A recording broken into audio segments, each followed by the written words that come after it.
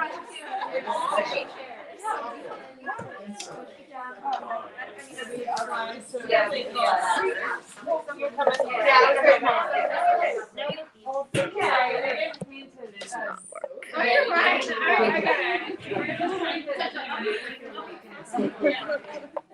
be coming back to New York. Right. Sorry to the people online that I'm jiggling you. I just want to make sure you can see. Okay. All right. Don't move. Okay. And thank you guys for moving to the front row. Yes, somebody needs to. Welcome everybody to One More Page. So nice to have a room full of readers. I'm going to do a quick introduction, let the folks online know how they can ask some questions, and then sit back and listen to the conversation with the rest of you. So Stacie Murphy, author of the acclaimed A Deadly Fortune, grew up near Nashville but now lives here in Northern Virginia with her family. She began writing historical fictions as a way to force herself off of Twitter. So you can tell us if that worked. But we're glad it got you writing books. So either way. And we are really glad that we can be here tonight for your second novel. This is the first novel. You and Greer were online for your conversation. And postponed. Oh, Because supposed to be on January 6th. And some things happened on January 6th. Oh, I forgot about that. And we got postponed at like 4 o'clock in the afternoon, and I cried and ate cheesecake. Wow. Well, we're glad everybody's here. Yes. Greer, her latest work, Scorpica, took a turn from the work that she's probably more known for in our store. It's in the fantasy genre. So she's also an acclaimed author of historical fiction, including The Arctic Fury and Woman 99. And our staff are big fans of both genres, so we're glad she's here tonight. I just want to let people know online that if you would like to ask questions, I'm going to keep an eye on that. So if you're on Facebook, you can just put it in comments. On YouTube, use the live chat, and I will wave from the back and say I've got a question for you. And with that, I'm going to turn it over to our authors. Thank you. We're so excited to be here to present with everybody.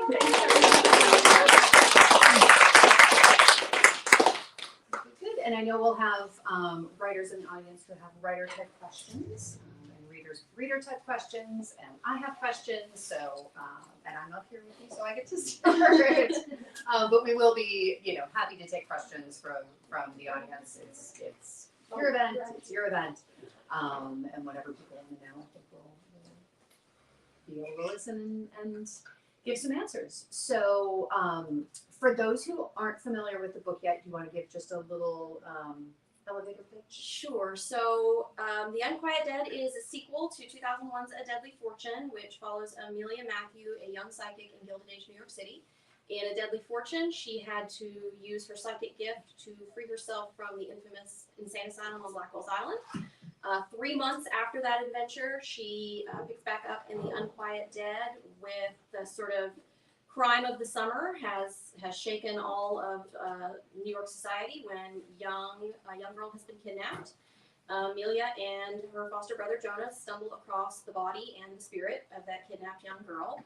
And then the biracial son of one of the waiters who works at the nightclub where they work is accused of the crime.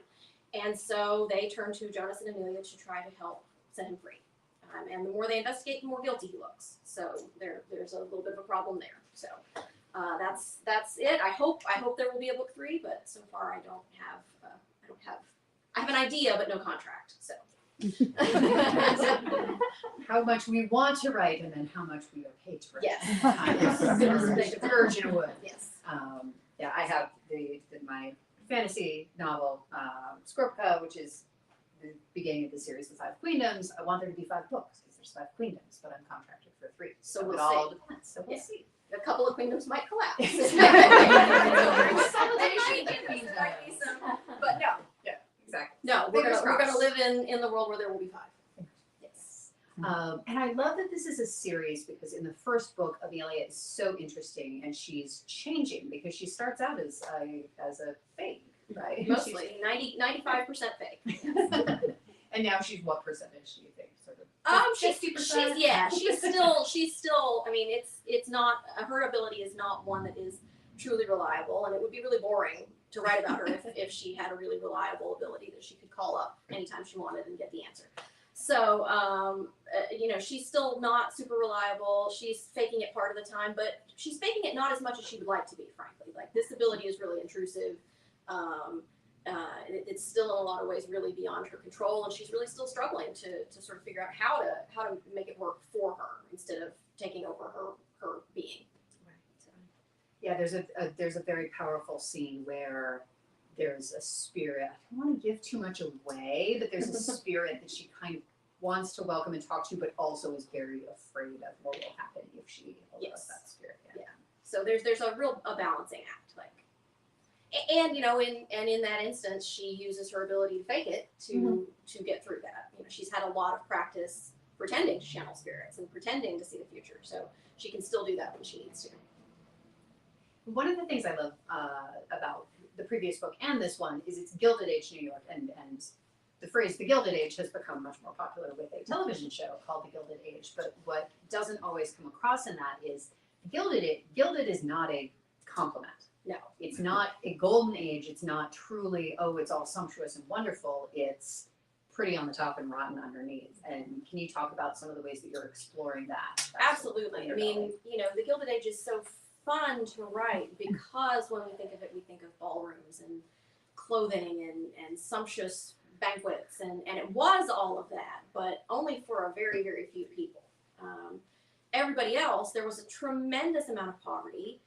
The middle class was still sort of becoming a thing, and a lot of people were really, really struggling, and it was a time of tremendous social upheaval, and it gives you a lot of leeway to write about a lot of different segments of society, which is a lot of fun because then you can write about the ways that they clash and the ways that people are faking their lives. And so that makes it that is a lot of fun. I really enjoy that part of it. And you get to sort of show all of the things that it takes to make the upper class life work, like laundry. Yes, all of the people underneath who are propping up that 1% of 1%. Which, you know, and one of the reasons I think the Gilded Age strikes a chord for a lot of people is the parallels to today. Like there's this tremendous wealth and this tremendous and growing wealth disparity that's really gaudy and blatant, and you know, we see it more even just in the last 5 to 10 years with the rise of social media, like the really, really wealthy people really, really flaunting it, and you can see the difference in classes and how people are managing. And how race plays into it, and how immigration status plays into it. Absolutely. That the people who are keeping things going are not welcome in the places. Yes, and they are usually people of color. They are frequently immigrants. They are unseen and meant to be unseen, ideally, according to like this top level. And so you came to the first book partly through one of my favorite figures from history, Nellie Bly, and got to explore sort of the world of asylums and how women who were not necessarily crazy, but not insane, but inconvenient. Exactly. Oh, just sign her off and send her away, as Charles Dickens attempted to do to his wife, in fact. And so the insane asylum was sort of the entry into this one, or not into this one, into the previous one.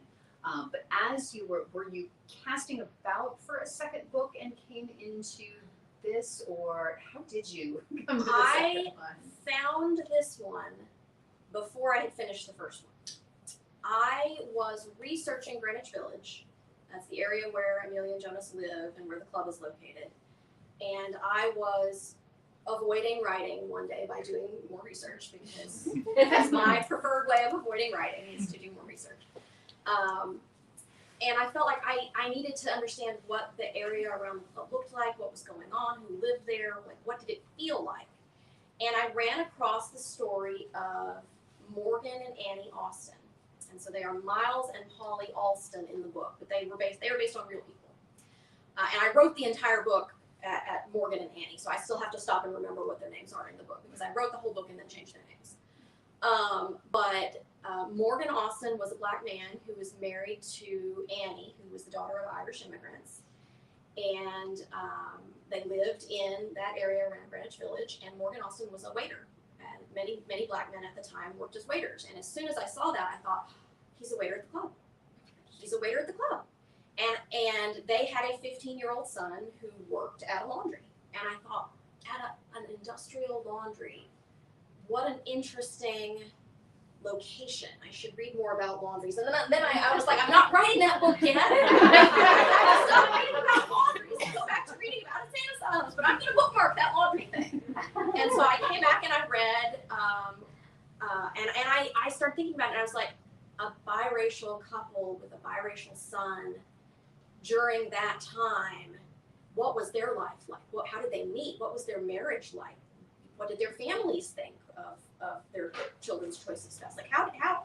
And then I thought, I want to bring that in. I want to use that somehow. And I thought, well, a 15-year-old black boy is the accused in that scenario. And it just came from there. And I knew, so I knew the basic plot and the ending of book 2 before I had finished writing book 1, which is a fortunate circumstance, which unfortunately I'm not in with book 3. I don't have an ending all set up already for book 3. But I just, and I found that in 2018 or 19 probably. And so that was before the murder of George Floyd and the Black Lives Matter movement really picked back up and picked up steam. And even before that, I had the thought of, okay, I'm a white lady trying to write this story. I need to be really careful. And then when I came back to it after book 1 was published and all of that had happened, I was like, I need to be really careful, really thoughtful about how I do this. I don't want my black characters to be props. I don't want I'm writing from the perspective of white characters, and that is appropriate and okay, but I don't want them to be saviors. I don't want them, I just need to be really, really careful with this. And I worried about it all the way through the book. And I did have a wonderful sensitivity reader, a black woman, who read it and gave me some notes and helped me make sure I wasn't gonna get it really wrong. And one of the things that as I was writing, I was like, okay, no N-word. It's not mine to use as a white author. It's not mine. It would be historically accurate, but it's not necessary. I can convey the same things without using it, and it felt cheap, and it felt like I wrote a couple of scenes where I put it in and just drafting, and I was like, no, this feels cheap. It feels exploitive. I'm not going to say that there couldn't be a scenario where a white author could use it in a book, but I just felt like it felt too lazy to so I was like, okay, so we're not gonna, that's off the table. We're not gonna do that. So I included some places where it's implied, and my sensitivity reader said she really appreciated that you could tell that was the implication of what the person was saying, but you didn't actually have to say it. So, but yeah, this was a challenging and a fun book to write on a lot of levels, and I'm really proud of it. So. That's wonderful. For anybody who hasn't read it yet, 2 thumbs up. But I think what you were just talking about is one of the hardest things in historical fiction is we want to be accurate. We want to respect that we're trying to write outside our experience. But for me, it's important, and I believe for you, it's important as well to write inclusively, because if you are just showing white characters, you're not showing history as it actually was. Right. And that's sort of been the case for too long, that you have, white cowboy movies where everybody's white and most cowboys weren't, and trying to again just show history closer to what it actually was versus what the depictions have been. So sensitivity readers are amazingly helpful on that. And you want it's such a balance, because you want it needs to be real. It needs to feel real to the time. And the characters need to feel real to the time. Like, they can't be too modern. Yeah. But they still have to be palatable to a modern audience. So there's a real needle to thread sometimes when you're trying to write characters that feel of their time, but are still comfortable for for modern readers to read. The idea that, that you don't want to be too modern, that, there were different attitudes about childhood, there were different attitudes about a lot of things. Mary Doria Russell had a really great quote at a event that I went to once, where she said, "The past is not just now with hats." Right. Exactly. Always Exactly. go back to that. Except there are always so many hats. Like, that's a research thing. They're great hats. too. Yes. But don't stop writing to do that. Oh my gosh. I will, though. Did I tell you totally that story? I heard you and Deanna Rayborn write Yes. hat research and keep going. Exactly. Brackets, hat research, keep writing. Put a hat here. But that was exactly like you're talking about, the ongoing dance of writing historical fiction is the research and the writing, and you can't just research, because eventually You have to can, but write. you won't You write. can, but you won't have a book at the end of it. You'll have a whole bunch of bookmarks on your computer, no actual manuscript. Yes. So what I finally figured out after it took me 5 years to write my first historical novel, because I hadn't figured that at the hat research out yet. So I would stop writing and then do the hat research, and 3 hours later I would have the hat but no writing. And you mentioned sort of the research as a procrastination. I found that for my process, the best thing is for me to do a ton of research, just like the big picture stuff, then write a draft, and then go back and do the if she walks down this street and turns left, what street is she going to be on kind of research. Yeah. How does your process go? Do you intersperse? I try to do enough at the beginning that I have a sense of the place. I feel like I have to have a visual sense of the location and the period. But then I will get to a point where it's like, oh, I've realized I need a plot point around this. I don't want to write this scene unless I know that I don't want to rewrite it, because this thing that I'm making pivotal to the scene wasn't invented yet. Right. So I will stop, and sometimes there are days when I'm drafting, and there are days when I'm outlining, and there are days when I'm editing, and there are days when I'm researching. And depending on how tight my deadline is and how far ahead I am on my word count, ahead on my word count, I will give myself permission some nights. It's like I'm just really not feeling it. I'm going to clean up the scene I wrote the night before, and then I'm going to let myself do a little research on something that's coming up later. And I will give myself permission to do that, because I find that if I don't like resenting my writing. I frequently do anyway, but I don't like that feeling of I'm resenting this thing that I'm writing tonight. And so if I'm really not in the mood, I will, like I said, clean up. And frequently the process of cleaning up a previous scene, I will keep going. But on nights when I'm just really not feeling it, I will give myself permission to research something else.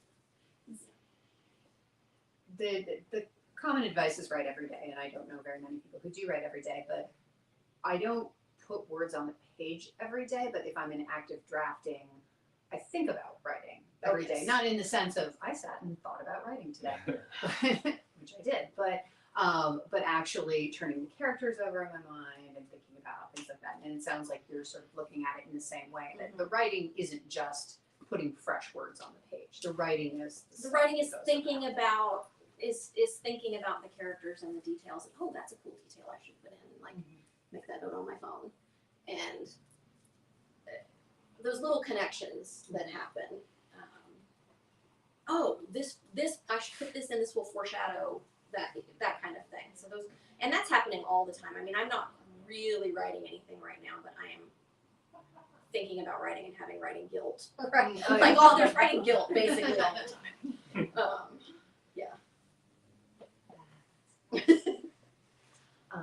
Start thinking about your questions. What other things that you might want to know? So we talked about research. We talked about sort of where ideas come from.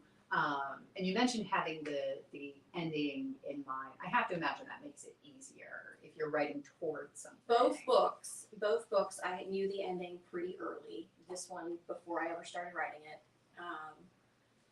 Both books I've known the ending either at the very beginning or very early in the process, and it does make it a lot easier to drop in things that foreshadow or to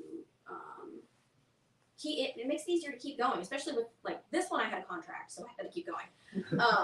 The first one, I didn't have a contract. I didn't know if it was going to get published. I was just doing it because I had decided to be stubborn about doing it and make myself actually complete a draft. And especially the first one, like knowing that I had an ending and that I thought the ending was cool and that I thought other people might think the ending was cool if I could just get the book out there, made me keep going, because I would hit a rough spot and I would think the ending is cool and no one will ever see it if you don't keep going. And so that is what I did.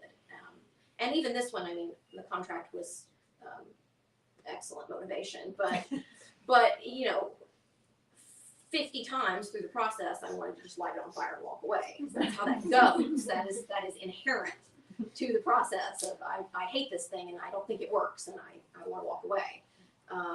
But I was pretty sure the ending was cool, and if I gotta keep going because I fixed the rest of it. I was pretty sure the ending was cool. So I don't know, you know, if I get to do a book 3, I'm going to need to come up with an ending that I think is cool. Pretty quick, so that I can keep going. Yeah, because you need to go through that cycle. I need something to like be excited about, and flailing around in the middle of an outline or a plot is not. I'm not a pantser. I do not find that fun. But like knowing where I'm going, and And you need something to get you through the like. I don't know. There are the days like I'm the best writer in the world, I'm the worst writer. Yeah. No, I'm not. I light it on fire. Yeah. So, was the contract more toward the yay motivation side, or was it more toward the? It was. I can't deal with the expectations. It was both. It was.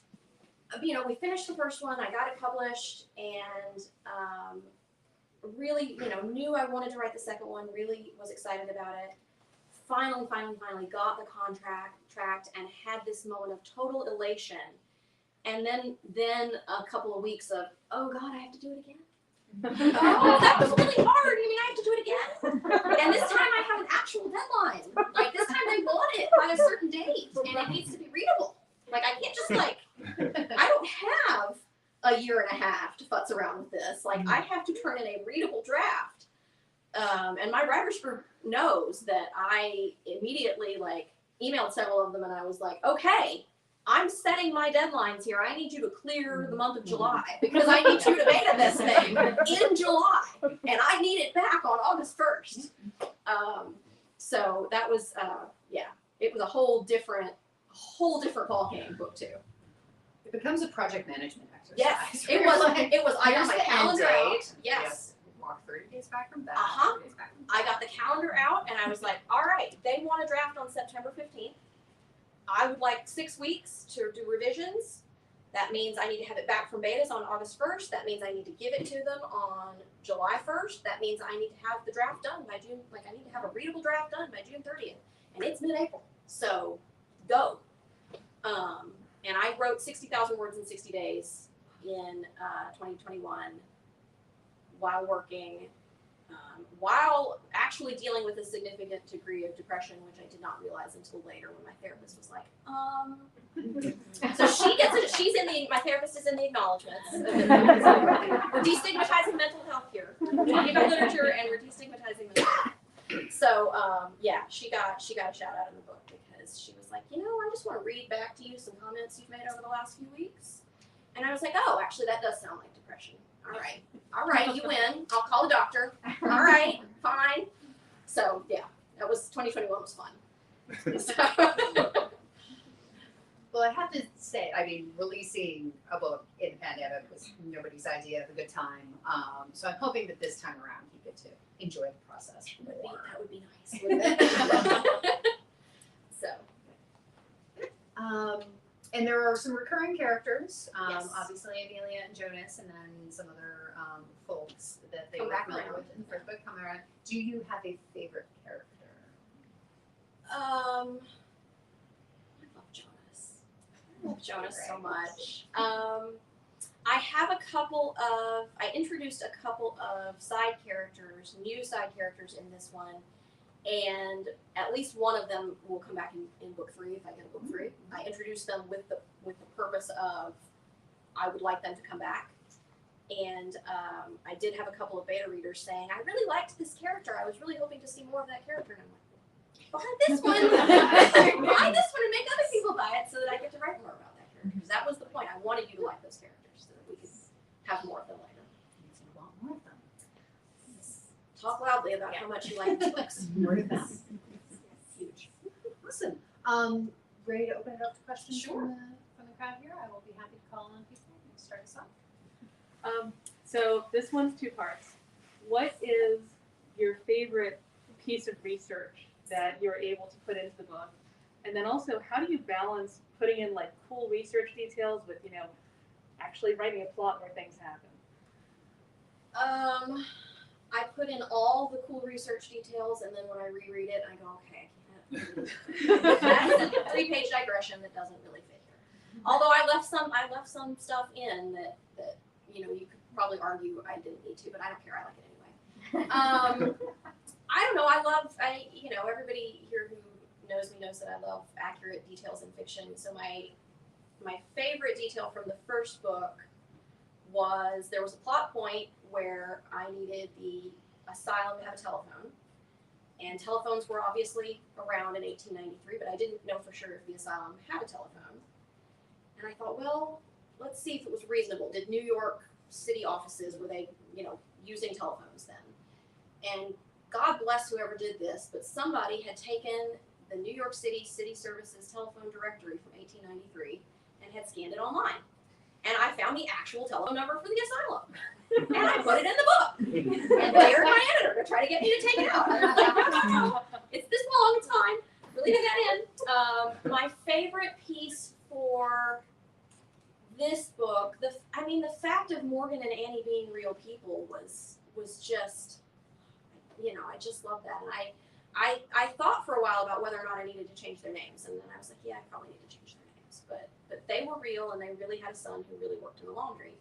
And that, as the skeleton of this book, is so cool to me that was real. But my favorite tiny detail that I included, I like to look at newspapers from the time. I like to look at what was going on in the world around the time that I was writing the book, and two things. I ran across in a newspaper that I happened to be looking at an ad where a psychic was advertising that she was available for readings, like she was back from her summer place. Mm-hmm. That was a real ad, and I just stole it, and word for word it's in there.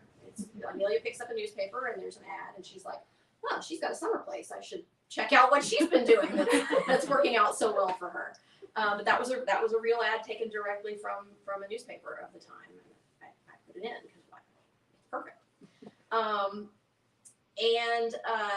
Another thing for this book, I was originally going to set it at the very end of August. It's set mid-August. I was going to set it at the very end of August. And I looked up what was happening around that time, and it turns out that in the third week of August, like August 24th, 1893, a massive hurricane hit New York City and uprooted 100 trees in Central Park and washed away a lot of Coney Island and overturned some boats and drowned some sailors. And it was a big, cut the telegraph wires. There was no telegraph service to New York City for a couple of days after this storm. And I was like, well, I'm going to set the book a week earlier now. First, I thought, I wonder if I could work that into the climax of the book. And then I thought, well, probably not, just because I already have that set up. And I feel like people who don't know there was an actual hurricane that week will be like, a hurricane out of nowhere? And no. And I felt like people might not actually buy it. So I didn't. I moved it a week earlier. But if I get to do a book 3, I'm going to have book 3 pick up in the immediate aftermath of the hurricane. Because then I can do some wonderful historical exposition as they're walking through the city, like hearing the sound of saws. And it will be accurate. And I can do some New York, and it's some New York Times headlines. And that's just really soothes me. But yeah, so that's and how I decide what to take out and what to leave in.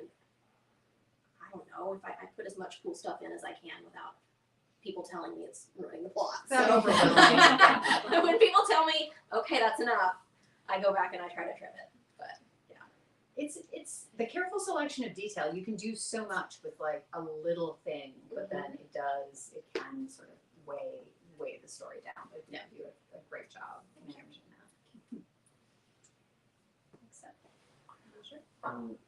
I wonder about writing a series in the age of the internet and instant feedback. You know, you're not sort of living in your cabin somewhere. So, I mean, do you feel, or did you feel as you're writing this, any pressure, sort of less things about the beta readers, but because you got a lot of positive feedback about one thing or negative feedback another, did that factor in, or were you like, this is my story and I'm telling it? I was really lucky. I didn't get too much negative. I mean, I got enough. I'm kind of the perfect level of book famous, or I got just enough. It sold well enough and got enough regard for me to get book 2, but not so much that I have legions of like crazy people on the internet. I don't have any of that. So like I'm at the perfect level of writerly obscurity. So I didn't get too much negative feedback on the first one. There were people who didn't like it, and that's fine. Not every book is for everybody, and that is a thing that I have to like constantly remind myself that it doesn't, like, not everybody will like it, and that's okay. I'm definitely afraid if it goes on longer and if I get more readership, I'm definitely afraid of like getting something wrong. Like having a reader write back and saying, in book 1 you said, and you messed that up in book 4. And so I'm really paranoid about that, and I try to be really careful. But the problem, even in book 2, is by the time book 1 got published, it had been through so many major and also minor revisions and editorial changes that it'll be like, I don't remember if I left that detail in or I took it out. I don't remember if it's in. I remember writing it, but I don't know if it's still in the book, or if I can use it in this one, or if I need to refer to it. And I'm so sick of looking at that book by the time it got published. I don't want to go back and look at my own reference, but I've had to a few times. I just never want to read it again by the time it comes out. So I did a whole lot of trying really hard to remember, and a couple of times having to actually go back and check. Can I mention that detail here? Is it going to contradict something that I said in the last one? So I definitely worry about that. And I think if I were more organized, I would create a series Bible, but I don't have a series Bible because I'm not that organized. People, I feel like in historical fiction in particular, if people think that a detail is wrong, they will email or they will like do a Goodreads thing. But sometimes they incorrectly correct things. So I've gone to apologize to somebody for getting a shotgun wrong because and you found out you weren't wrong, and I wasn't wrong. I'm not going to apologize. Yeah. Well, and then do you how smug are you, and do you email? That is the thing that I might not be able to actually. Here's a citation that says that I'm right. I'm extremely smug, but I don't tell. Yeah. Extremely I spoke correct. to myself. Yeah. Like, ha ha ha. So I haven't had that happen yet. I will try to channel your classiness. Tell your friends secretly, not on the internet. Not on the internet. 'Cause that's not a really good look. But petty is almost never a good look, but it feels so good sometimes. Or start writing fantasy where nobody can tell you you're wrong about anything. Yeah. They can't say, oh, you can't hunt. They don't hunt conies in Scorpica in the spring. Like, I made up Scorpica, I made up conies. They hunt what I say they hunt. Yeah, they live where I say they live. Exactly. They are the color I say they are. Exactly. Shut up. Everything. So that's the thing I want to ask you is about switching gears so dramatically. I mean, I wrote historical fiction with this paranormal stripe. It's like the caramel stripe in the ice cream. It's not the whole thing. I have ideas for things that sort of go more fantastical and things that go less fantastical. And how do you manage? How are you managing to have a career that's doing both? Because I'd like to do that. Better some days than others. But it's great. From a writing perspective, it felt very freeing. So it's exactly as much work, right? To write one genre versus another. And that's true of historical and mystery and romance and fantasy and literary, because literary is also a genre. And everybody just has their different rules, but you're pouring your full self into it regardless. And I was doing research for the fantasy book, even though it's not based on a particular society. It was pulling these it's a matriarchal world, so I was pulling these little bits from matriarchies throughout history. to sort of build my world. And it was fun and freeing to not have, okay, well, we're I went through the telephone thing also, but the magician's lie. I'm like, I need this person to have a telephone. Is it possible? So those like the menus from Delmonico's. Yes, they're so great when there's just so much. Menus online are a beautiful thing. Because it's those details that really make it. So it was freeing to write fantasy, but I also was using so much, because historical fiction is also world building. You're building it from a real world that did exist, but you're pulling details and you're balancing, like people have said, like you're balancing how much detail versus, keeping the plot moving. So as a writing, I was going to say writing exercise, as a career, the writing of it was wonderful and interesting and different, and I felt very refreshed by it. The publishing of it and putting it out into the world, it's really different, because there are bookstores that I've gone to that are great for historical fiction, but they're like, we don't really need to have an event because we don't have fantasy readers at our bookstore. And it's great when a bookstore knows their readers that well. But I just had to adjust, but I had to get different people to blurb it that were from the fantasy world, and I didn't know anybody in that world. I had to do a huge amount of reading in that genre, because it would be irresponsible to write a genre without reading it. But I had sort of left off reading fantasy. I grew up reading it. I read it a bunch as a teenager and had sort of left off. So I had a lot of catching up to do. What are people doing now? Exactly. I know what people were doing 20 years ago. You can't just read Tolkien. Yeah. Don't just read Tolkien and say you're done. You're not. That's not. Yeah. Nope.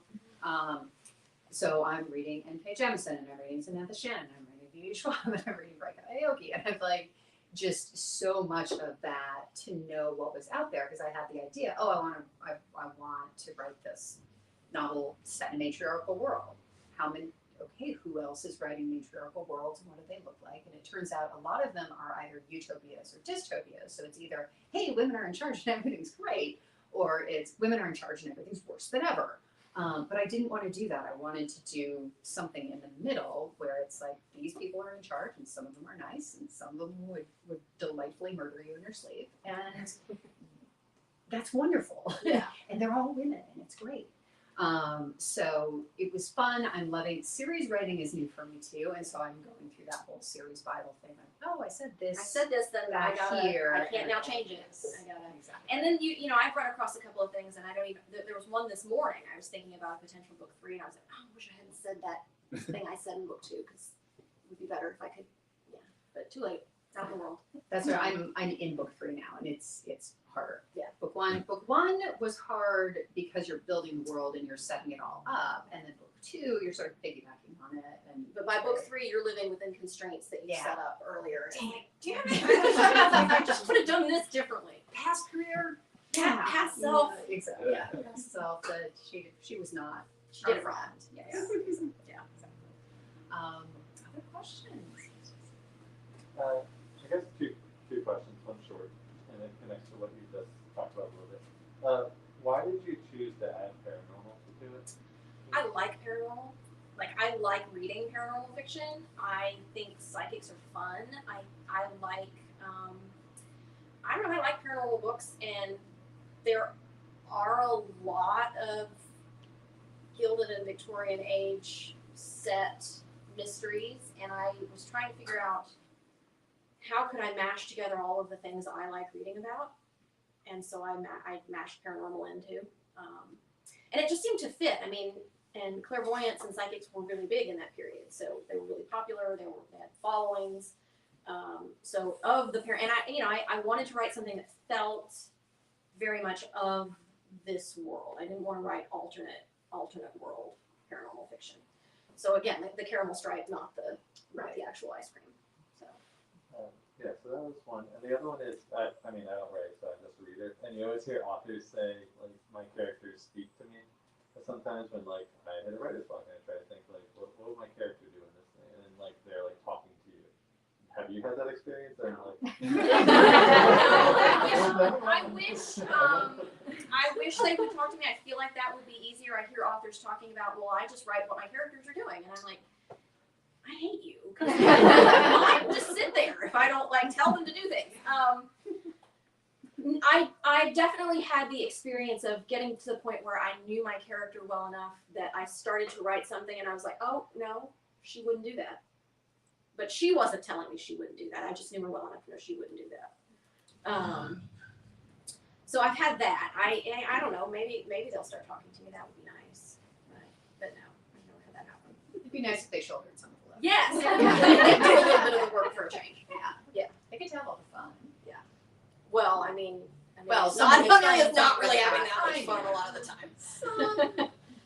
She gets a little, as a treat. And poor Jonas gets really banged up.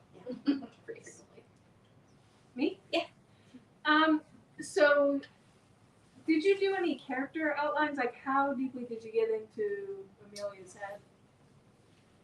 Not super deeply. I mean, initially it was like, okay, so I want her, when I was creating her, I wanted her to be an orphan, so I wanted her to have that dislocation and lack of sort of grounding a family. I wanted her to have a really close relationship with somebody that was not blood.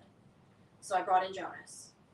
And then it just sort of built from there. Like, I brought in Jonas, and initially I wasn't thinking about making him gay, but then I was like, I don't want any shipping. Like, I don't want anybody wanting them to get together. This is a sibling relationship. It is not blood. And this relationship is certainly intimate, but not sexual, ever. It's not going to be that. And I don't want to hear anybody wanting it to be that, because no. So I was like, okay, he's gay. And then I was like, oh, and that's like representation. So like, it's all like, I get to do more. So it's those little like snowflake crystals for me. Like things lead to other things and add on, and then the picture is built. And so it was like, well, all right. So if somebody from Amelia's background, she's mistrustful. She's really cynical. She doesn't trust anybody but Jonas. And so that set some of the conflict in the first book, where she felt like somebody was trying to take him away from her, and she reacted really badly to that. So like things that sort of make sense to the personality, I sort of try to think that through, like how would that person react. But I don't do like what's their horoscope or what's their favorite food, or I don't really do that. What was the hardest decision you had to make when you were writing? Not without, if it involves like a plot point or a character life or death thing, that's fine. But were there a couple of hard decisions that you had to make for the sake of the story when you were writing that kind of just came upon you? I've been fortunate with both books. I am an outliner, and I was able to sort of, so if I have the character and I have the sort of general thread, and I usually frequently have the ending, I will think, well, what are some things that might happen? What are some cool things that might happen all the way? And sometimes that's research, like, I found a cool location. How might this location figure in? So the hardest thing with book one was I got into a program, I had a draft, and I was like, yay, I think this might be good. And I got into a program called Pitch Wars, which sadly has closed down and is not happening anymore, which makes me very sad. But it was a mentorship program where an unagented, unpublished writer got paired. If you applied and you got paired with somebody who was a little further along. So I had a mentor who was agented, and she was wonderful. And her book just came out. It's called Hitman's Daughter. She's probably, hi Caroline, she's probably watching.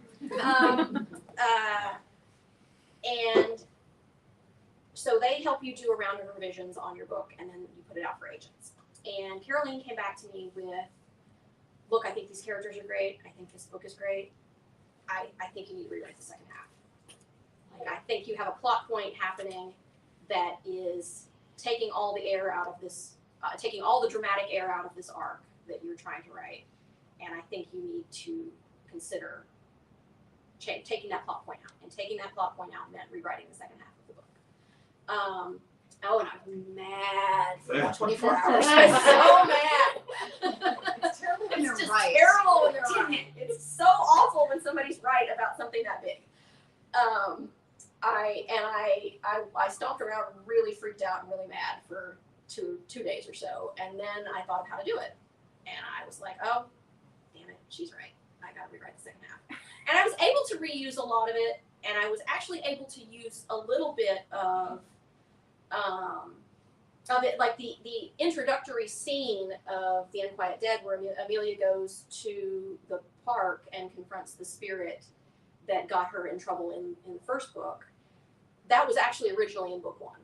And so I had that scene already, and I had to rewrite it, but I had a lot of that feel and that material and that language already existed. So I was able to repurpose. So like, there's no such thing as deleting. There's only like putting it in a file. I don't delete anything. I put it in a file because maybe I'll get to use it later. And so that was a really hard decision, but it made book 1 better. Book 2, I don't think there was. I mean, I just didn't really have time to second guess book 2. Like, I had to write the damn thing. Like, I had to write it now. And I was very fortunate, again, that it had the ending, and I started thinking, well, what are some things that would happen? And I started listing those out, and then I was like, oh, this needs to happen later. Like, this is more climactic. This needs to happen later. Well, that means that, and so I plotted out, and because this book, A Deadly Fortune, takes place over a period of a couple of months. And this book takes place over 4 days. And so I had a timeline. Like, I had to vary, like, this scene happens the morning of this day. This scene happens that afternoon. This scene happens late that night. And so I had a very strict timeline where I was trying to figure out when things needed to happen and in a flow that made it make sense. So I had a pretty strict outline for this one as far as like what happened when and where, because I didn't have a lot of time to play around with. I didn't have a lot of time plot wise, and I didn't have a lot of time writing wise. So maybe those things paralleled. But yeah. But it makes it so tense for the reader when you have that ticking clock. You're like, all right, well, whatever, Friday at noon or whatever it is, like that's the end. And then I realized, oh, I've created a ticking clock here, and that's good. That's good for tension. The ticking clock is good for tension. My agent's gonna love this. So yeah.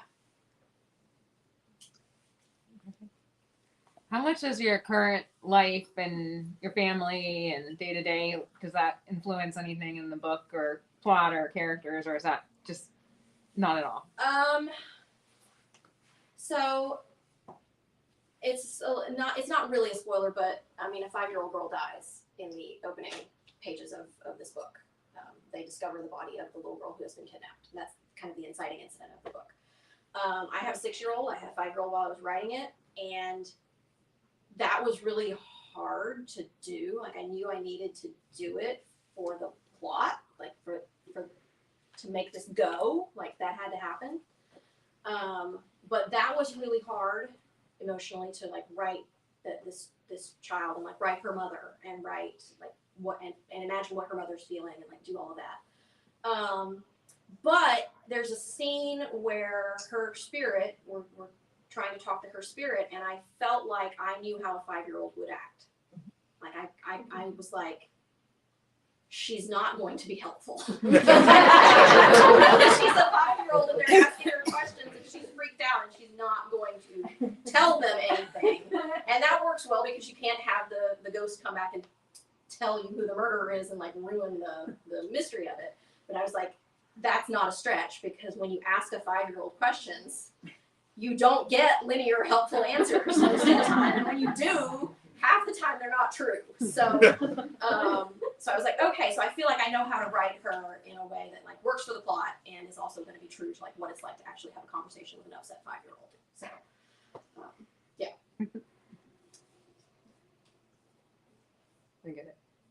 In a world where you're not depending on the contracts to decide what you're going to write next necessarily, are you thinking constantly about the third book, or do you have another project in mind? So I have the outline, the potential outline of the third book, which I'm adding things to when I think of them. I have the book I'm supposed to be working on, and I have the book that I'm cheating on that. So in the aftermath of publishing A Deadly Fortune, and I didn't have the contract yet for The Unquiet Dead, but I had some of it written and I had the outline. And my agent was like, look, it's not a good use of your time to write book 2 without a contract, because we can't take book 2 to another publisher if they decide against it. So that's not a good use of your time. So if you're able to turn your mind to something else, I'd really like to have you working on a standalone, like something else that's not in this world and it's a standalone. And I was like, but all of my ideas are series. Like, I like series, come on. But I did come up with a standalone idea that she was happy about, and I was like, I think this could be really good. And I started working on it, and I was about 30,000 words into that, and then I got a contract for this one. And I had to turn away from it. I had to like put it back over here and get my brain back in Gilded Age immediately and like write this one. And I wrote this one so fast and in kind of such a frenzy that I burned myself out a little bit, and I didn't even want to open my laptop for months after I finished this one because I was like, just take it away. And so I, around the end of the year, had started to get back into it's a World War II book that I'm supposedly working on. And then just in the last couple of weeks, I've been really attracted to this other idea, and I've had all kinds of like cool like sparks flying about this other idea. So I've been making lots of notes about it and researching. Because I want to read about stagecoaches in the Old West in the 1860s and witches. Yeah, so I'll write that one, but I know part of it. I know part of it is like the book you're thinking about is always easier than the one you're writing. Like that's always the easier one because like it's really cool to like think of cool plot stuff and like, ooh, I could put in a scene with X, Y, or Z, and actually coming to the point of writing it is harder. So it's like that meme of the guy walking with the girl and it's like the book you're writing and the book you're thinking about writing. It's much easier to do that one. So. And it's always, I always say a book's perfect in my head and then I ruin it by writing yes, it. Yes, it's so perfect in your head. It's like, oh, this could be so good, and then you write it and you're like, no, it's So the book you haven't written yet. the book you haven't written yet is still your best book. Yes. It's your best book. Can you talk about the value of writers groups? Huge value of writers groups. Writers groups are most, like a big chunk of my writers group is here. Arlington Writers Group, shout out, great fan. So neither one of my books would exist without the Arlington Writers Group. I owe them just an impossible debt. They have been so supportive and such great cheerleaders and read my stuff and they tell me when it's good because I don't know sometimes. Like I finished this one and I shoved it at them and I was like, it doesn't have chapters yet. It doesn't have but I didn't have time. I just don't have chapters yet and it might not work. I don't know. I can't tell. I wrote it too fast and I don't know. And they were like, calm down. Calm down. It actually does work. Here's some ways you can make it work better. And I was like, okay. No, so I started writing a Deadly Fortune March of 2017. My day job was lobbyist for a reproductive rights organization, and in early 2017, that was really freaking stressful. I actually quit that job last week, so my last day was last Wednesday. 4 coworkers are watching. Hi. And I decided I was going to write a book, and I wrote it, and I wrote a couple of scenes, and I showed them to my husband, and he read them, and he was like, well, this is good, but, and then he pointed out 3 or 4 things that were wrong with the scene, and he was right, and it pissed me off. He was right about it, but it made me so angry, and I realized I had this moment of like, oh, that's not what I need from you. This is not the role I need you to play in my writing, because I need you to be the cheerleader. I don't need you to be the critic. And so I thought I need to find a writer's group. And I literally just Googled Northern Virginia, Washington, D.C. writers groups, and I found the Arlington Writers Group. And from the first time I walked into the room, back when you walked into rooms to do things, I walked into the room, and they've been fantastic and super supportive, and excellent critics, excellent cheerleaders. I couldn't do it without them. So you have to have a writers group. Unless you have a totally different kind of relationship with your spouse. Because I was like, you don't, that's not what I need you for. So, yeah. It's like learning, you can't have somebody in your family teach you to drive. You need a third party. You need somebody who is not invested. you did get a comment from your former coworkers that they are watching, and they're very sad to be former coworkers. Yes. Do we have any other questions, Amber, on the? No, we've got a very quiet group online. They're there, but they're quiet.